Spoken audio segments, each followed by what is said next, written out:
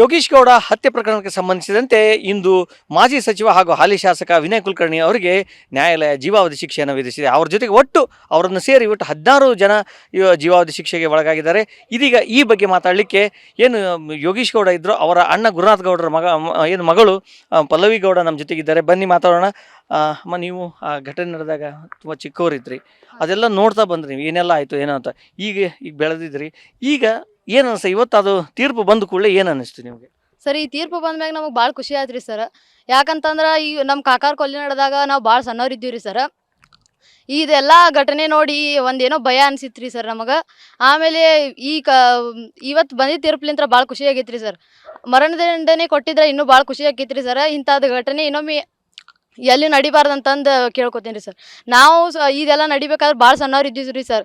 ನಮ್ಮ ಪಪ್ಪಾಗ ಎಷ್ಟೋ ಕೇಸ್ ಬಂದು ರೀ ಸರ್.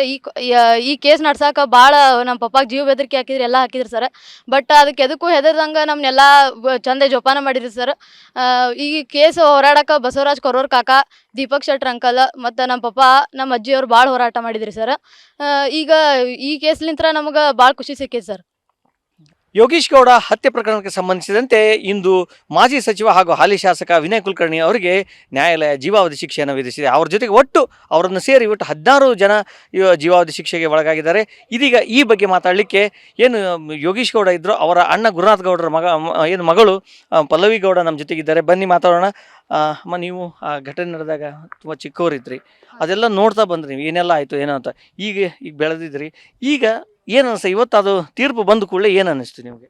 ಸರ್, ಈ ತೀರ್ಪು ಬಂದ್ಮ್ಯಾಗ ನಮಗೆ ಭಾಳ ಖುಷಿ ಆಯ್ತು ರೀ ಸರ್.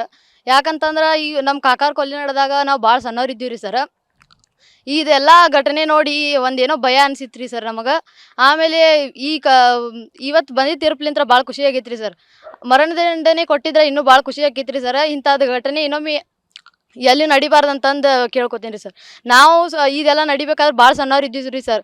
ನಮ್ಮ ಪಪ್ಪಾಗ ಎಷ್ಟೋ ಕೇಸ್ ಬಂದು ರೀ ಸರ್. ಈ ಕೇಸ್ ನಡ್ಸಕ್ಕೆ ಭಾಳ ನಮ್ಮ ಪಪ್ಪಾಗ ಜೀವ ಬೆದರಿಕೆ ಹಾಕಿದ್ರಿ, ಎಲ್ಲ ಹಾಕಿದ್ರಿ ಸರ್. ಬಟ್ ಅದಕ್ಕೆ ಎದಕ್ಕೂ ಹೆದರ್ದಂಗೆ ನಮ್ಮನ್ನೆಲ್ಲ ಚಂದ ಜೋಪಾನ ಮಾಡಿರಿ ಸರ್. ಈ ಕೇಸ್ ಹೋರಾಡಕ್ಕೆ ಬಸವರಾಜ್ ಕೊರೋರ್ ಕಾಕ, ದೀಪಕ್ ಶೆಟ್ರ್ ಅಂಕಲ್ ಮತ್ತು ನಮ್ಮ ಪಪ್ಪ, ನಮ್ಮ ಅಜ್ಜಿಯವ್ರು ಭಾಳ ಹೋರಾಟ ಮಾಡಿದ್ರಿ ಸರ್. ಈಗ ಈ ಕೇಸ್ಲಿಂತ್ರ ನಮಗೆ ಭಾಳ ಖುಷಿ ಸಿಕ್ಕೈತೆ ಸರ್.